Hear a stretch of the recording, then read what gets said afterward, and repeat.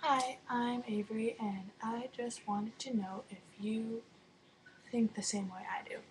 Well, I just finished watching like 3 zombie movies, and in each and every one of them, all the girls were half naked. And like most of the ones I've seen, the girls are half naked. What the fuck goes through their minds when they get half naked? Is it like, oh my god, it's a zombie apocalypse, let's take off our clothes? I don't know, but there's something not right. There's like a short circuit in their brain or something. But there's seriously something wrong.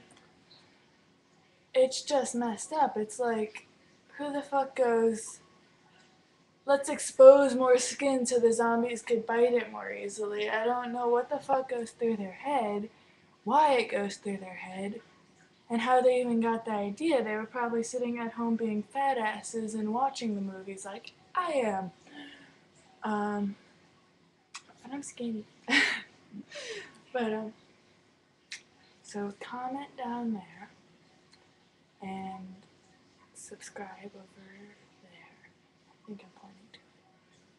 Like, there. Alright. And if you do that, it'll make me happy.